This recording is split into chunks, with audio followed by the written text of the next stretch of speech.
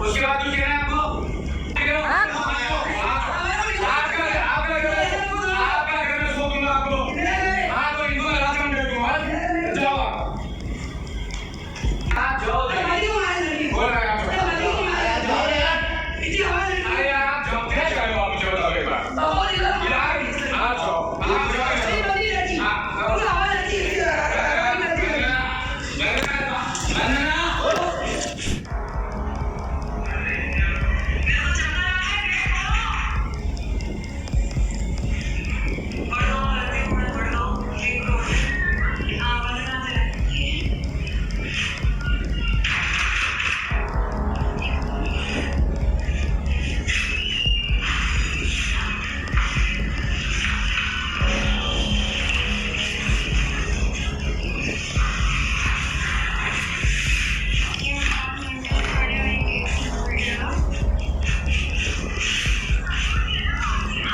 नमस्कार, मैं मयूर अलवेला और आप देख रहे हैं अलवेला राजस्थान।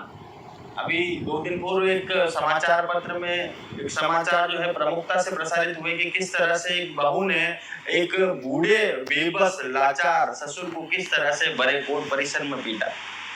इसके बाद अलग अलग लोगों की अलग अलग प्रतिक्रियाएं आई। आज वो बहू हमारे साथ है, हालांकि पहचान गोपनीय इनकी रखी गई है। सबसे पहले मैडम, जो समाचार छपे कि बहू ने ससुर को बड़े कोर्ट परिसर में पीटा, आप पेशे से वकील भी हैं, क्या पूरा मामला और क्या पूरी सच्चाई? ये मामला ऐसा है कि मैंने मेरी पसंद से शादी करी है। 2013 में मेरी युवराज सिंह सरूप्रिया से शादी हुई जी, जिसके बूढ़े माँ बाप हैं। आज मेरे ससुर जी की उम्र 80 वर्षीय है और मेरी सासू को एक्सपायर हुए आज 9 साल हो चुके हैं जी। वो एक तरह से लीवर पेशेंट थी और वो लीवर के कारण ही उनकी डेथ हुई जी। और आज 13 साल की शादी पे आए दिन मेरे पे यही आरोप लगाए जा रहे हैं कि मैं अपने पति को मारती हूँ, मैं अपने ससुर को मारती हूँ, मैं ससुर को खाना नहीं देती हूँ, घर से निकाल देती हूँ, तो भी कॉम्प्रोमाइज़ करके मैं अपना जीवन यापन कर रही थी। अभी मामला ये हुआ कि जो मेरी 8 नंदे हैं, जो मेरे ससुर की 8 बेटियां हैं जी, तो मैंने पसंद से शादी की थी। मेरे हस्बैंड ने मुझसे लव मैरिज की थी जिसको मैंने अरेंज करवाई थी मेरे घर वालों की तरफ से जी। तो जो मेरी जो 2 बड़ी नंदे हैं वो मेरे को शुरू से पसंद नहीं करती थी जी। तो वो मेरे पति के दिमाग में, ससुर के, सास के आए दिन कि भाई ये औरत सही नहीं है, इसको घर से निकालो। मेरा खाना पीना बंद करवा दिया जाता था, मेरे को मारा जाता था। खाना पीना बंद करा दिया? खाना पीना तक मैं अपने पीयर से, मतलब मेरा पूरा खर्चा मेरे माता पिता उठा रहे हैं 2013 से 2026 तक। इस बीच में कई बार इन लोगों ने मेरे साथ मारपीट की। मैं फिर वापस पीयर गई, वापस आई, मुझे लेने आए। 2013 में जब शादी हुई तभी इन्होंने मेरे साथ, अगले ही महीने 2013 मई में मेरी शादी हुई है जी। और 2013 मई जून में ही इन्होंने मेरे साथ साइबर क्राइम किया, मेरे हस्बैंड ने मेरे साथ। अच्छा। उसका परिवार भी काकोली थाने में आज भी मौजूद है। उसकी रिपोर्ट, इनके ऊपर एफआईआर बन रही थी, तब मेरे माता पिता ने बोला कि नहीं, अपने को पारिवारिक मामला है, अपने को इसको कोई एफआईआर नहीं करानी है, अगर तुम्हें साथ में नहीं रहना है तो तुम इसको खत्म करो।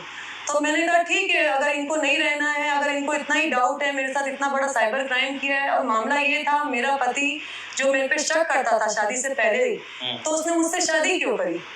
अगर आपको आपकी पत्नी पे विश्वास नहीं है, आपने शादी करी है, पसंद से करी और आप अगले ही महीने लाके उस पर आप साइबर क्राइम कर रहे हो। साइबर क्राइम का मामला भी ये था, फेसबुक आईडी मेरी हैक कर ली गई। सबसे पहले पति है तो मैं उससे पासवर्ड क्यों छुपाऊंगी?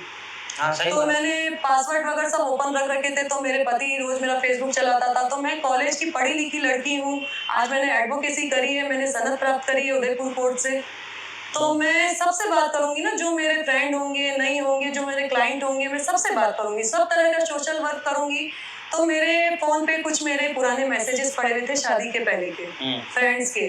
तो उन्होंने देखा, उनको पसंद नहीं आया, उन्होंने आईडी मेरी हैक कर ली। फिर मैं उनसे पूछती रही कि मेरी किसी ने आईडी हैक कर ली है, तो उन्होंने मेरी वापस नई आईडी बना दी मेरे नाम से।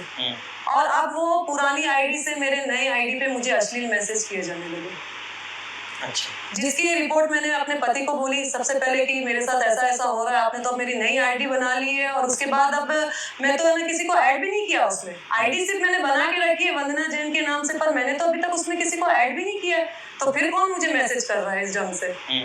तो मेरे पति को मैंने पूछा कि मुझे पुलिस कंप्लेंट करनी चाहिए क्योंकि ये मामला बहुत सीरियस होता जा रहा है। तो मेरे पति को अपने आप पे खुद विश्वास था कि भाई ये क्या कर लेगी, ये तो लड़की है, इसको कोर्ट जाने भी नहीं देता हूँ मैं, तो ये तो बस अब हाउसवाइफ बन के रहेगी, जैसे मैं चलाऊंगा वैसे चलेगी। तो मैंने मेरे पति से ही बोला ठीक है कि अब मैं पुलिस कंप्लेंट कर दूं क्या? तो पति ने बोला ठीक है कर दो। उस समय मैं अपने पियर गई हुई थी, तो मैंने काकोली थाना से भिलवाड़ा रोड पे अपने जो महिला थाना है वहां से मैंने कंप्लेंट दर्ज कराई, परिवार दर्ज कराया वहां पे कि मेरे साथ ये घटना हो रही है। जब जांच अधिकारी ने मेरी साथ बातें सुनी और सब जिस तरह से मैंने बताया कि आपका फेसबुक कौन चलाता था और आपकी आईडी पासवर्ड, तो उन्होंने बताया कि भाई मैंने बताया उनको कि मेरे हस्बैंड और मैं चलाते थे, उसके अलावा कोई यूज नहीं करते थे। फिर उन्होंने बोला कि आपको किस पे मतलब है कि आप शक कर सकते हैं कि आपके साथ ऐसा दूसरे कर्म कोई कर सकता है। तो मैंने बोला मेरा तो ऐसा कोई दुश्मन ही नहीं है जो मेरे साथ इस हद तक अश्लील मैसेज मुझे कर सकता है। तो बोले इन सब मामलों में हमारा शक पुलिस की कार्रवाई में उन्होंने जो भी जांच पड़ताल करी उनका शक आया मेरे हस्बैंड पे। बोले आपके मामले में जहाँ तक आप बता रहे हो, आप पढ़ी लिखी लड़की हो, आपने एडवोकेसी भी की है, अब आप ससुराल में हो, 1 महीने ही शादी हुए हैं, शादी के पहले कभी आपको इस ढंग से मैसेज नहीं आया, कुछ भी नहीं हुआ और अचानक से आपको मैसेज आने लगे। तो हम जहाँ तक देख रहे हैं सिर्फ हम बुनियादी जो आपने हमको बातें बताई है उस हिसाब से हम अभी आपको सिर्फ बता रहे हैं, बाकी हम पड़ताल उनको बुलाने के बाद ही कर सकते हैं। उनके हम सब मोबाइल जब्त करेंगे, मोबाइल जिस नंबर से आपकी आईडी हैक हुई है वो नंबर उसमें आ जाते हैं फेसबुक पे।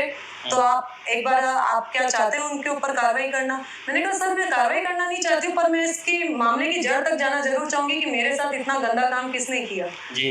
तो पुलिस वालों ने मेरे हस्बैंड को फोन किया, मेरी नंदों को फोन किया, तो मेरी नंदे पीछे हट गई, सीमा भंडारी, नीतू दलाल की हमारा मैटर थोड़ी ना, इनका घरेलू मामला है, आप इनको बुलाइए और इनकी कार्रवाई करिए। 8 नंदे आप बता रही हैं, तो क्या आपको भी लगता है कि सब भाई सबसे आपके हस्बैंड सबसे छोटे हैं? सबसे छोटे हैं मेरे हस्बैंड। तो आपको नहीं लगता है कि नंदे और भाई में भी एक जनरेशन गैप है? बहुत जनरेशन गैप है। क्या यही वजह है इस पूरे जो घटनाक्रम हो रहा है जैसा आप बता रही हैं, उसका पूरी घटनाक्रम की यही वजह है कि वो मुझे पसंद नहीं करते शुरू से। मेरे हस्बैंड ने पसंद से शादी कर ली और वो मुझे पसंद नहीं करते। क्या वो ऐसे ट्रीट आपको मतलब सास जैसे ट्रीट करती है? यस, मेरी अब सास नहीं है, मेरी सास को गए 9 वर्ष हो गए हैं और वो चाहती है कि मैं इस घर की मुखिया मैं बन के रहूं, जैसा मैं बोलूं। मेरे हस्बैंड भी उनके अंडर में ही काम करते हैं, तो वो सब बहनें चाहती है कि है ना जैसा हम इसको चलाएंगे। और मैं एक पढ़ी लिखी लड़की हूँ, मैंने इनको आग्रह भी किया कि मुझे कोर्ट जाने दिया जाए, मुझे मेरी प्रैक्टिस करने दिया जाए, उस पर भी मेरे उन्होंने पाबंदी लगा रखी थी इतने वर्षों तक। नहीं तो हस्बैंड उनके अंडर में काम करते हैं मतलब? मेरी जो ननद है सीमा भंडारी, वाइफ ऑफ ललित भंडारी, और वो एक तरह का मैरिज ब्यूरो भी चलाती थी पहले और एनजीओ वर्कर भी रही है, शगुन सेवा संस्थान के नाम से वो कार्यरत है यहाँ उदयपुर में। और मेरे हस्बैंड क्या छोटे रहे शुरू से, तो उन्होंने पहले कंस्ट्रक्शन लाइन में जॉब करी मेरे हस्बैंड ने राजेंद्र मंत्री के अंडर में, फिर वो सक्सेस नहीं हो पा रहे थे, फिर उन्होंने रिलायंस में जॉब करी, उन्होंने बहुत तरह की नौकरियां करी पर वो सक्सेस नहीं हो पा रहे थे अपनी नौकरियों में। तब मेरी ननद सीमा भंडारी ने ऑफर दिया कि मैंने अभी अपनी बिल्डिंग लाइन में काम चालू ही किया है और मुझे भी आदमी की जरूरत है, तो तू मेरे साथ काम कर। तो मेरे हस्बैंड उनके साथ जुड़ गए और उनके साथ काम करने लगे। पर मेरे हस्बैंड उनके साथ काम कर रहे हैं इसका मतलब ये थोड़ी नहीं कि आप मेरे पे दबाव बनाओगे। खाने खर्चे के लिए मुझे, अगर मैंने कभी अपने मेडिकल के लिए उनसे रुपए मांगे तो मुझे बोला जाता था कि तेरे को कोई रुपए नहीं दिया, तेरा बाप बहुत पैसे वाला है, वहां से जाके ले। मेरी बच्ची 10 साल की है, मैंने 8 साल तक मेरी बच्ची को तो ना, मेरी बच्ची को मेरे माता पिता ने ही पाला है। वो उसको मैं इतना मेरे को टॉर्चर करते थे। आपको मैं स्टोरी बताऊं, मैं 5th मंथ प्रेग्नेंट थी, मेरे को पेट में घुसे ही घुसे मारे गए। और उसके बाद ये मेरे हस्बैंड ने किया क्योंकि उनको ड्रिंक करने की आदत थी, ड्रिंक करके आए, होश में नहीं थे, हमारा थोड़ा बहसबाजी हो गया दोनों का। इस बीच में उन्होंने मेरे पे हाथापाई करी और फिर उनको कि तू भी नहीं चाहिए और तेरा बच्चा भी नहीं चाहिए, मैं तेरे को मार डालूंगा।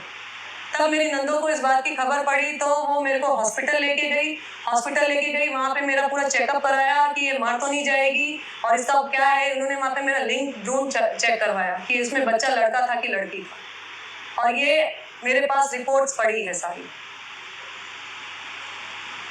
जो गैर कानूनी है लिंग प्रशिक्षण, हाँ, इन्होंने क्योंकि 5वें मंथ में जब ना किसी लेडी को आप पेट में मुक्के मारोगे तब उस समय जांच में पूरा आ जाता है क्योंकि जब डॉक्टर जांच करती है ना कि आपके अंदर क्या है, अंदर सेफ है कि नहीं बच्चा और क्या कंडीशन में आप लेके गए हॉस्पिटल में, तो मेरी सोनोग्राफी वगैरह सब रिपोर्ट की गई और जो इनकी थी डॉक्टर जान पहचान की थी, क्योंकि जब वो मुझे जिस कंडीशन में ले गए थे इनके भाई ने मुझे मारा था, तो अभी अपने भाई को बचाने के लिए मुझे तुरंत हॉस्पिटल में ले गए। इनको मेरे से कोई वास्ता नहीं था।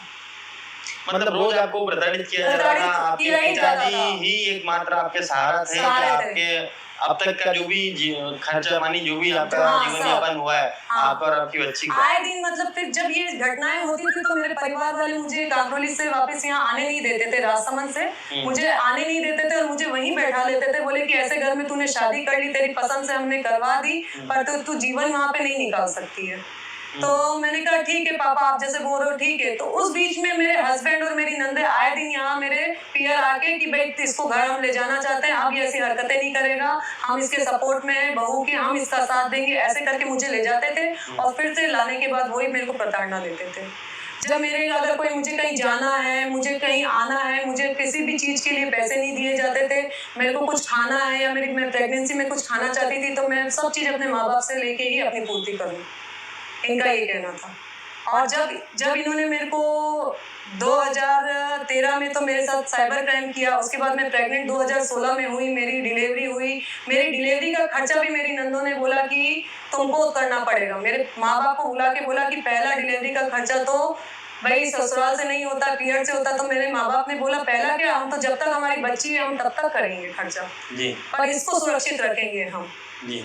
तो 5वें महीने में जो मेरा कंडीशन हुआ था तो उस समय बेड रेस्ट पे थी, तो मेरे को बेड रेस्ट में नोट करके दिया था। तो मेरे माँ बाप मेरे को 5वें महीने के बाद पीरियड ले गए जी, पीरियड ले गए। पर राजसमंद में उस समय 2016 में इतनी सुविधा नहीं थी कि आप एक मेजर कंडीशन वाली औरत की आप सर्जरी या कुछ भी आप डिलीवरी आप करवा सको। तो हमने डिसीजन लिया कि वापस मुझे उदयपुर लाके मेरी डिलीवरी कराई जाएगी। तो मेरे ससुराल वालों ने इसका भी ऑब्जेक्शन उठाया कि आप क्या बताना चाह रहे हो उदयपुर लाके। जब डिलीवरी हमने बोल दिया तो मेरे माँ बाप ने बोला आपको पैसे नहीं देने, पैसे हम ही देंगे, सिर्फ हम इसकी टेरिटरी भी हाँ उनकी। तो उस बीच में मेरी नंदे जब मेरी डिलीवरी होने लगी, आप मैं अपनी जो मेरी सर्जन रही है जो जिससे मैं कांटेक्ट में थी 9th मंथ, उन्होंने भी जब मेरा मैटर देखा तो जब मेरे को ले जाया गया, मतलब मैं 9th मंथ में सीरियस रही, फिर मेरे को ले गया, मेरे मतलब यूट्रस में पानी की कमी हो गई तो उन्होंने लिख के दे गया सर्जरी करानी पड़ेगी आपको तुरंत। और मेरा हस्बैंड 10-10 दिन तक मेरे हस्बैंड को सीमा भंडारी अपने घर में बैठा के रखती थी, मेरे पास आने नहीं देती थी मेरी उस सीरियस कंडीशन में। जब मेरे को यहाँ उदयपुर वापस लाया गया था, मतलब जब सबसे ज्यादा जरूरत थी तब भी आपकी नंदों का इस तरह का मेरे साथ दबाव था कि आपके पति तक को आपके पास नहीं आने दिया। हाँ, मेरे ससुर और सास उस समय एजेड थे और ये जब कंडीशन चल रही थी वाद विवाद, मुझे मारा जाता था, पीटा जाता था, तो बार बार नंदों ने मेरा घर भी अलग करवा दिया था। मैं किराए के मकान से रह रही थी और उसमें पूरा खर्चा मेरे घर का किराया मेरे पिताजी भरते थे। हस्बैंड मेरे साथ रहते थे, सास ससुर अलग रहते। सास ससुर का इस पूरे मामले को लेकर क्या कहना? सास ससुर एजेड रहे शुरू से, मेरा और उनका जनरेशन गैप रहा। एक दादा और एक पोती की जो उम्र होती है आज वो जनरेशन गैप मेरा उनके साथ है। मेरी सास और मेरे ससुर का मेरे साथ इतना अच्छा रिश्ता था, जब उन्होंने ये बेदला बड़गांव में प्रॉपर्टी खरीदने लगे, मेरे ससुर ने मुझे फोन करके बोला कि बेटा मैं तेरे नाम से प्रॉपर्टी खरीदना चाहता हूँ, तू बोल। तो मैंने कहा पापा मुझे प्रॉपर्टी नहीं चाहिए, आपको जिसके नाम करना है आप उसके नाम से प्रॉपर्टी लो, पर मेरी बच्ची का आप ध्यान रखना, आपकी जो एक पोती है 10 साल की आप उसका ध्यान रखना। तो बोले बेटा मेरे बात तो सब तुम लोगों का ही है। मेरा ऐसा रिश्ता था उनके साथ। पर मेरी नंदों ने उन पे दबाव बना के कि ये तुम्हारे बेटे को, मतलब भाई जब मेरे आदमी को पीने की आदत है, हमारे घर में गृह कलेश हो रहे हैं, तुम आके अपने भाई का फेवर ले रहे हो और मेरे को टॉर्चर कर रहे हो तुम। तो उस बिहार में मेरे ससुर को सिखाया जाता था ये तुम्हारे बेटे को मार देगी, तुम्हारे बेटे को उससे जान का खतरा है। मेरा पति मुझे गला दबाता था, मेरे हाथ पैर रोक देता था, मैं सुन्न पड़ी रहती थी बिस्तर पे। और जब मुझे होश आता था तो मैं रिएक्ट करती थी, जो मेरे हाथ में सामान होता था मैं फेंकती थी। उस समय आपने कभी हाथ उठाया अपने घर के जनों पर? नहीं, मैंने गुस्से पे ससुर पर मैंने अपने गुस्से पे कंट्रोल रखा और मैंने हमेशा सामानों को जमीनों पे फेंका। अगर मेरे हाथ में अगर कोई भी चीज आई तो मैंने उन पे कभी कोई टॉर्चर नहीं किया उनको। उन्होंने मेरे पे टॉर्चर किए, इसकी प्रूफ भी मेरे पास है। 2022 में मेरे पति ननन सीमा भंडारी इन लोगों ने मेरे साथ मारपीट की। कभी आपके पिताजी ने आकर यहाँ पर बात करने की, मध्यस्थता कराने की कोशिश करी? आपके घर से कोई व्यक्ति आया? अभी का ही मामला ले लेते हैं, जो ये विवाद चल रहा है, बहू ने ससुर को पीटा, उस बीच में ही मेरे पिताजी 1.5 साल से, अभी 2024 से 2026 तक मेरे पिताजी का कई बार आना जाना हुआ। मेरे पिताजी ने बैठ के इनसे शांति से बात करनी चाहिए। इस बीच में सीमा भंडारी आई घर पे, लड़ाई झगड़ा करने लग गई, हाथापाई करने लग गई मेरे साथ। तो ये तो कोई माँ बाप देख ही नहीं सकते कि अगर किसी की बेटी को मारा जाए तो वो बीच में नहीं आए। मेरे पिताजी ने यही बोला कि तुमको मकान चाहिए तुम मकान रख लो, इसको मकान भी नहीं चाहिए, पर ये इस घर की बहू है, तुम इसको यहाँ रहने दो। कम से कम बहू का दर्जा तो दे। बहू का दर्जा के साथ अच्छा रिश्ता तो मेरी ननन मेरे पति के सामने बोलती है कि मैं उसकी रखेल हूँ। ननन? मेरी ननन सीमा भंडारी सबको बोलती है कि मैं युवराज सिंह सरूपिया की रखेल हूँ, उसकी पत्नी नहीं हूँ। और ये मेरे पास वॉइस रिकॉर्डिंग है। इस तरह का व्यवहार है? इस तरह का व्यवहार है मेरे साथ। मतलब मेरे हर चीज से मुझे टॉर्चर किया गया। 2022 में इन्होंने मेरे साथ मारपीट करी। मैं बहुत फ्रस्ट्रेट हो गई। घर से मेरे हस्बैंड ने पी रखी थी, उस समय भी मेरे हस्बैंड ने पी रखी थी, मेरे साथ हाथापाई करी। मेरी ननन के कहने पर करी, सीमा भंडारी के कहने पर उसने मेरे को हाथ उठाया और बहुत बुरी तरह से मेरे को मारा। उसकी प्रूफ है मेरे पास। सब चीजों के अंदर आपकी बच्ची जो है वो उस परिवार का ही अंश है। हाँ। उसके भविष्य के ऊपर क्या खतरा देखती हैं आप? मतलब आज एक बच्चे जब पूरे दिन ये लड़ाई झगड़े का माहौल देखता है घर में, तो उसकी परवरिश पर क्या फर्क पड़ता है? परवरिश पे बहुत असर पड़ता है। बच्चा अपनी मानसिक संतुलन भी खो सकता है, मुझे पता है। इसीलिए 8 साल तक मेरे माँ बाप ने उस बच्चे को मेरे पास रखने ही नहीं दिया। इसी कारण से ना तो मैं पियर की रह रही हूँ, ना मैं ससुराल की रह रही हूँ।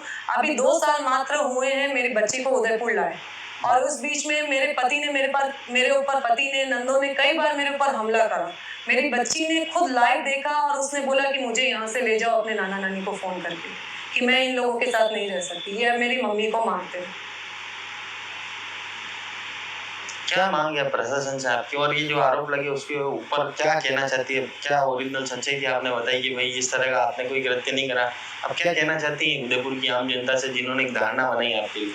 मैं सिर्फ इतना ही कहना चाहती हूँ कि औरत भले कितनी भी पढ़ लिख ले, और जब वो एक ससुराल में बहू बन के जाती है तो उसे सिर्फ बहू भी नहीं माना जाता, उसे तो इंसान भी नहीं माना जाता। मैं बोलती हूँ उसे सिर्फ एक है ना घर में काम वाली बाई की तरह ट्रीट किया जाता है। जो बूढ़े माँ बाप है उनकी सेवा करने के लिए लाया गया है।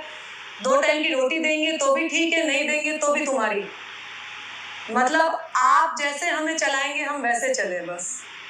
तो बहू और औरत जो आप बोल रहे हैं, आज मैं पेशे से अधिवक्ता हूँ। 2013 से मैंने सनद यहाँ पे बार एसोसिएशन मैंने उदयपुर से प्राप्त कर रखी है सनद, पर मुझे उसका उपयोग ही नहीं करने दिया। मेरे साथ इतना जो मुझे प्रताड़ना दी जा रही थी, तो मैं उससे बाहर ही नहीं निकल पा रही थी। अधिवक्ता है, महिला है, एक आम महिला जो पीड़ित हो रही है।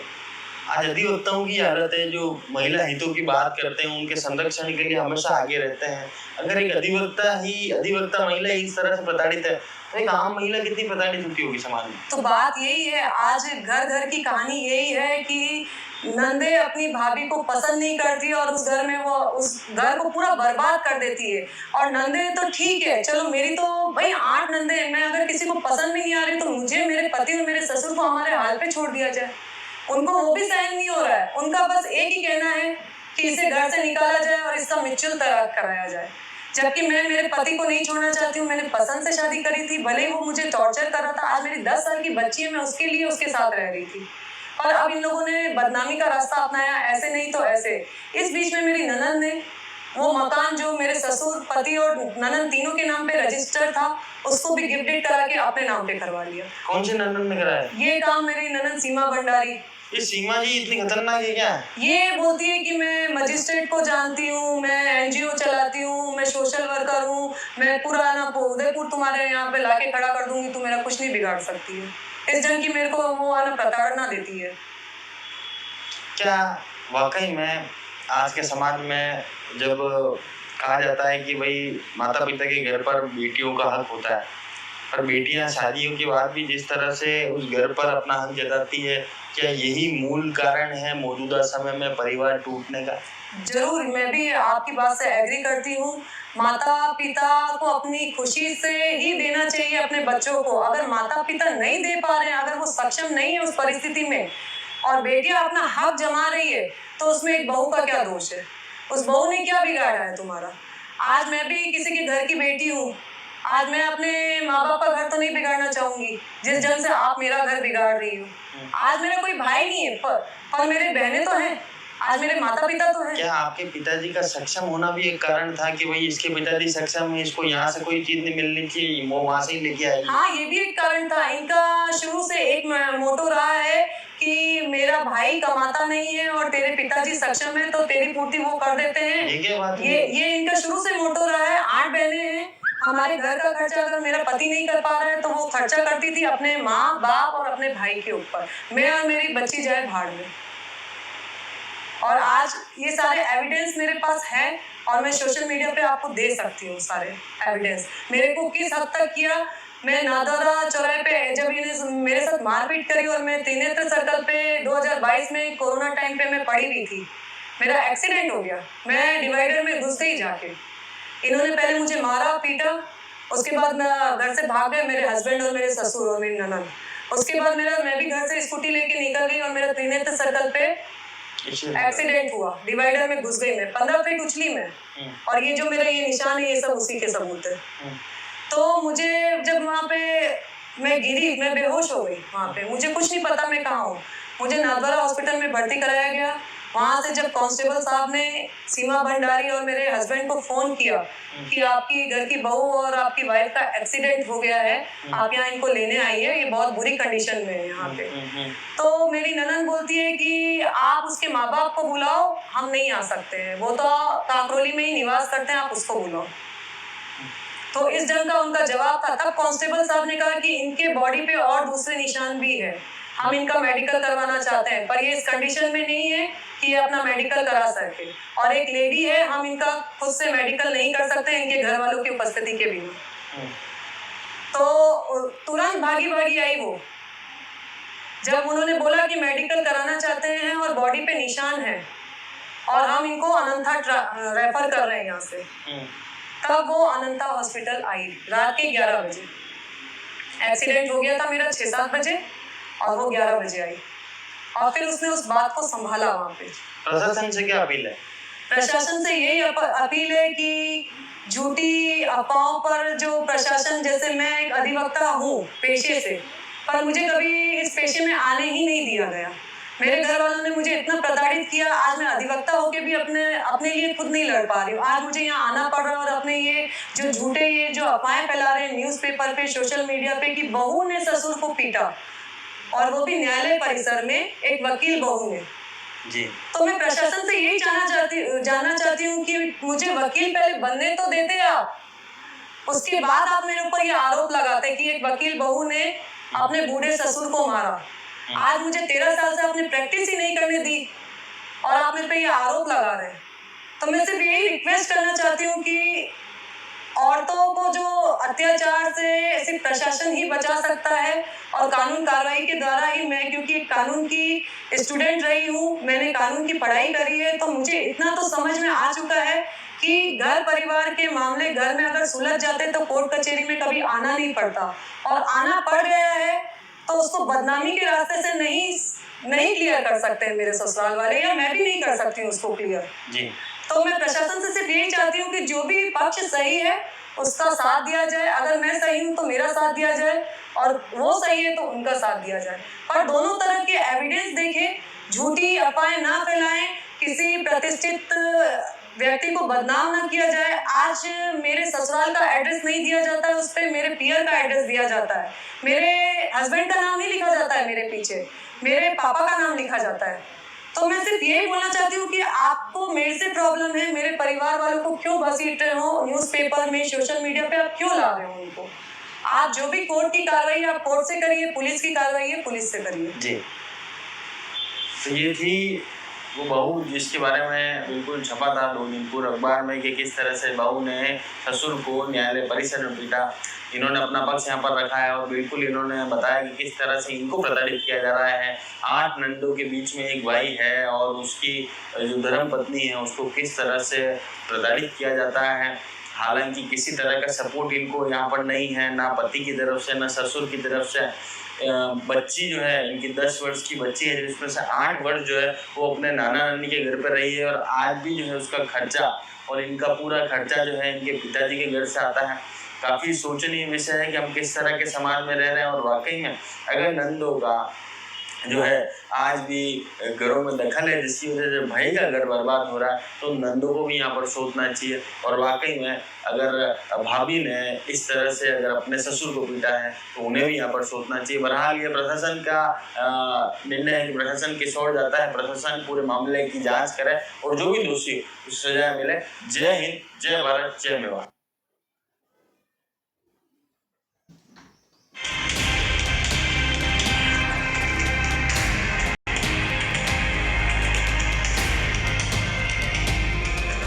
अभी जो आपने वीडियो देखा वो दिल्ली के 30 हजारी कोर्ट के बाहर का वीडियो है। ये वीडियो सोशल मीडिया पर बहुत ज्यादा वायरल है। अब आप सोचेंगे पति पत्नी एक दूसरे को गले लगा रहे हैं।